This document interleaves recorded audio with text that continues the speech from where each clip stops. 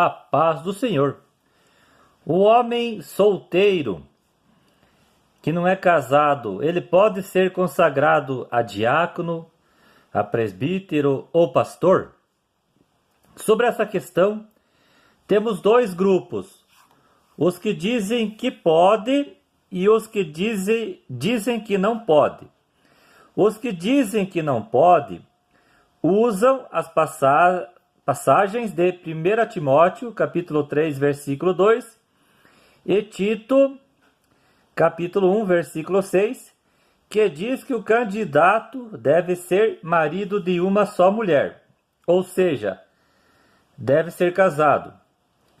Para muitos, quando Paulo disse que o candidato deve ser marido de uma mulher só, Paulo não está dizendo que o candidato deve ser casado, mas que o candidato, se for casado, ele deve ser fiel à sua esposa e não ter mais de uma mulher. Porque dizem que naquele tempo do apóstolo Paulo era comum alguns homens ter mais de uma mulher. Então por isso que Paulo ali está dizendo que o homem tem que ser marido de uma mulher só e não ser marido de mais de uma mulher. E que Paulo não está dizendo que o homem tem que ser casado para ser consagrado ou ordenado a diácono, a presbítero ou pastor. Eu conheci uma mulher que, quando ela era mais nova, ela dividia com outra mulher o mesmo marido. Então, os três, ela e a outra mulher, sabiam. Elas não estavam sendo enganadas por esse homem. As duas mulheres moravam em casas diferentes, cada uma na sua casa, mas elas tinham como um homem só como seu marido. Então, o marido era o marido das duas. Numa noite dormia com uma, numa noite dormia com a outra. E eu conheci essa mulher. Então é a mesma história semelhante lá de Jacó, que ele tinha 4 mulheres ao mesmo tempo. Ele tinha Agar e Raquel, e as servas não, Agar não, Jacó ele tinha Raquel e Lia, e as concubinas de Raquel e Lia dava 4 mulheres. Abraão tinha 2 mulheres ao mesmo tempo. Ele tinha Sara e Agar, a egípcia. Então, os que são contra o solteiro ser consagrado a presbítero ou pastor, dizem assim: como um pastor solteiro irá aconselhar um casal se ele não tem essa experiência de ser casado, de ter uma esposa e filhos?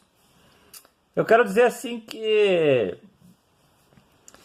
tem solteiros que ele sabe como que o marido tem que proceder com a sua esposa, com a sua família, com seus filhos. Até mesmo Efésios capítulo 5, versículo 25 fala que o marido tem que amar a sua esposa. Então tem muito solteiro aí que sabem sim como proceder num casamento. E tem muitos homens que são casados e não sabem como proceder num casamento, como ter atitude, como ser um marido de uma mulher. Mas veja bem, será que Paulo realmente está dizendo que o solteiro não pode ser consagrado pelo fato de não ser casado? Em Atos capítulo 9, Paulo, quando foi chamado por Jesus ao ministério do apostolado, provavelmente ele era solteiro ou viúvo.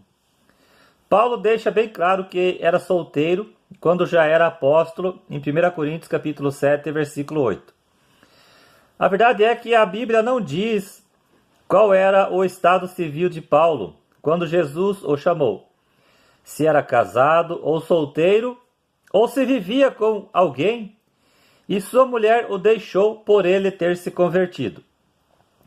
Tem quem acredita que Paulo era casado devido a ele fazer parte do Sinédrio, quando Jesus o chamou, e que em seguida sua mulher o deixou por ele ter se convertido a Jesus Cristo, ou que sua esposa morreu logo em seguida à sua conversão. Por isso Paulo ter dito que se o descrente quiser abandonar o crente, que o crente deixe que o descrente vá. Está lá em 1 Coríntios, capítulo 7, versículo 15. Então isso não deixa de ser realidade, algo que aconteceu sim na vida de muitos cristãos, onde o homem se converteu e a sua mulher o abandonou por ele ter se convertido. E também teve casos onde a mulher foi abandonada pelo seu marido porque ela se converteu ao cristianismo.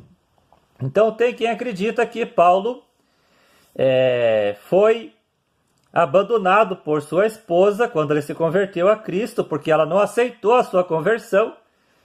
E é por isso que Paulo escreveu em 1 Coríntios, capítulo 7, versículo 15, que se o descrente quiser se apartar do crente, é para o crente deixar que o descrente vá embora. Em Atos capítulo 1, versículo 26, a Bíblia também não diz sobre o estado civil de Matias, quando ele foi colocado como apóstolo no lugar de Judas Iscariotes. Então a Bíblia não diz se Matias era casado ou solteiro quando foi consagrado a apóstolo no lugar de Judas Iscariotes. Em Atos capítulo 6, versículo 5, a Bíblia também não diz qual era o estado civil de Estevão quando ele foi chamado para o diaconato. Eu, o irmão Fabiano, creio que Estevão era solteiro quando foi ordenado a diácono.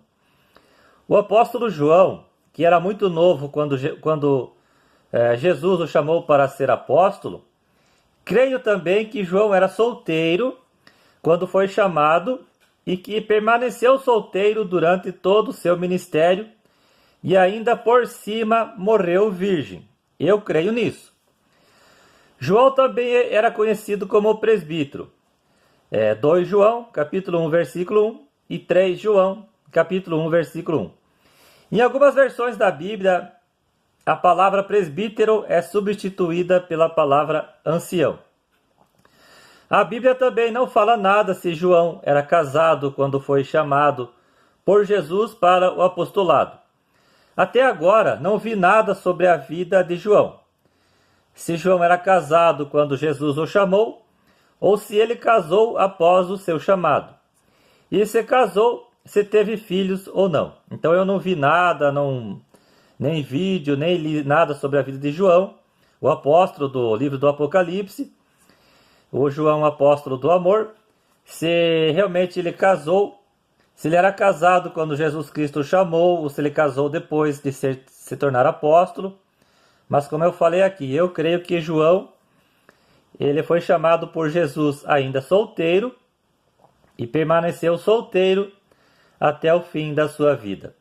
Olha só, Jesus Cristo, o nosso maior mestre, pastor e líder espiritual e bispo de nossas almas, era solteiro quando iniciou seu ministério e permaneceu solteiro até o fim de seu ministério. Eu, o irmão Fabiano, conheço uns irmãos, e talvez você também conheça, que foram consagrados a diáconos e presbíteros ainda solteiros. Bom também seria o pastor consultar a igreja para ver se ela concorda com a consagração do tal irmão. Está lá em Atos, capítulo 15, versículo 22. Que diz assim: Então pareceu bem aos apóstolos e aos presbíteros, com toda a igreja, tendo elegido homens dentre eles, enviá-los juntamente com Paulo e Barnabé a Antioquia. Foram Judas, chamado Barsabás, e Silas, homens notáveis entre os irmãos. Então a Bíblia aqui não está dizendo assim de uma forma que homens que foram escolhidos para presbítero ou diácono ou pastor foram assim em concordância com a igreja. Aqui está falando sobre homens que, em concordância com a igreja, foram escolhidos para uma missão. Mas eu não acho errado e também acho que seria o correto a denominação na qual o pastor sentiu de consagrar tal pessoa a diácono, a presbítero ou pastor, seria muito bom e importante que ele conversasse com a igreja sobre esse assunto. Mas assim, só com aqueles membros que fazem parte daquela denominação. As pessoas que mais frequentam aquela denominação. Por exemplo, o pastor chega, ó igreja, chama os irmãos, faz uma reunião e convoca só os irmãos que fazem parte daquela congregação, os irmãos que estão congregando naquela denominação. Faz uma reunião e o pastor diz, eu senti de consagrar o irmão Fabiano, o irmão Paulo, o irmão Pedro, a presbítero, ou a pastor ou diácono. O que vocês me dizem? Posso? Aí cada irmão vai dizer se sim ou não. E se o irmão disser que não, aí você tem que saber o porquê que ele não concorda que o irmão tal seja consagrado a presbítero ou pastor. Então, se um irmão ou mais não aceitar, não concordar com o pastor de consagrar tal pessoa a tal cargo, aí não é muito bom. O certo é que se esse homem está de bem com todo mundo, não cometeu nenhuma falha, não está deixando nada a desejar, então a igreja toda, os membros que fazem parte daquela denominação, vão aceitar sim, vão concordar com a decisão do pastor de consagrar tal homem para algum cargo eclesiástico. E isso vai ser muito bom para o ministério deste homem. Eu tenho um vídeo aí no meu canal falando sobre cargo eclesiástico. Também tem outro vídeo aí que fala sobre o pastoreado feminino. Você que não viu, dá uma olhada nesses vídeos aí e você vai entender sobre cargos eclesiásticos, sobre pastor, diáconos, presbítero e se a mulher pode ser consagrada a pastora. Amém? Infelizmente, hoje em dia, muitos cristãos estão sendo ordenados a diácono, presbítero e pastor de qualquer jeito, sem qualificação e requisitos bíblicos nenhum para tal cargo. Isso é uma realidade. E eu conheci alguns aqui em Chapecó. Conheci alguns homens que levam o nome de pastor, são conhecidos como pastores, mas estão longe de preencherem os requisitos bíblicos para tal função. Ou seja, foram consagrados por homens de qualquer jeito. Homens esses que foram consagrados de qualquer jeito, não foram experimentados, não tinham conhecimento bíblico, não sabiam como liderar, como pastorear, como conversar com as pessoas, como exercer seu ministério, entende? E infelizmente esse tipo de pastor que é consagrado de qualquer jeito é o que mais tem. E isso é uma vergonha para o mundo evangélico. Tem um pastor muito conhecido em quase todo o Brasil, e em alguns outros países também, que foi ordenado a pastor quando ainda era solteiro. E ele disse num vídeo que eu vi dele na internet, que ele não é contra o solteiro ser ordenado a presbítero ou pastor. Então ele falou que ele mesmo ele era solteiro quando foi ungido a pastor. E depois, mais para frente, ele acabou conhecendo alguém e se casou. E ele fez um ótimo trabalho para Deus enquanto era solteiro. E hoje, sendo casado, ele continua fazendo um ótimo trabalho para Deus. Também conheci um irmão aqui na cidade, que ele era chamado de pastor, era conhecido como pastor, e liderou por um certo tempo uma congregação, ainda solteiro. Então ele era solteiro quando ele se tornou pastor, e continuou ali liderando, pastoreando uma congregação por um certo tempo, ainda solteiro, e depois conheceu a sua futura esposa. Grandes pastores do passado que eram solteiros também desempenharam um ótimo trabalho para Cristo.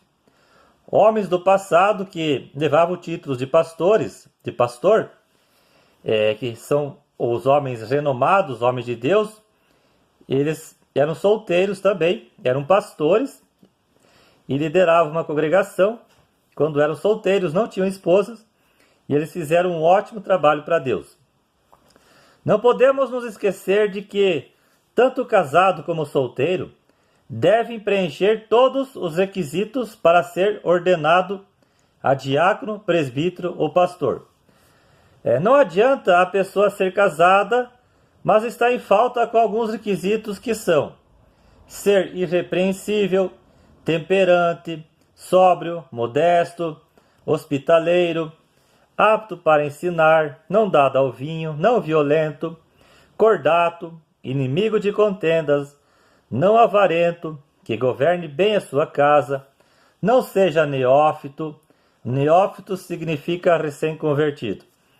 O irmão Fabiano, a minha opinião é que eu não vejo problema nenhum em um homem solteiro ser ordenado a diácono ou presbítero, e creio que Deus também não vê problema nenhum. O que importa para Deus é que tanto o casado como o solteiro desempenhem muito bem a sua função. Lembrando também que tem muitos homens que não são diácono, presbítero ou pastor e que têm muito mais santidade, muito mais graça e conhecimento bíblico do que muitos diáconos, presbíteros ou pastores. Então essa é a minha opinião sobre o assunto. Se você discorda que para você o homem solteiro não pode ser consagrado a diácono, presbítero ou pastor, não tem problema nenhum, faz parte você discordar de mim aqui. Eu não lembro se eu falei, mas se eu falei, eu vou falar de novo.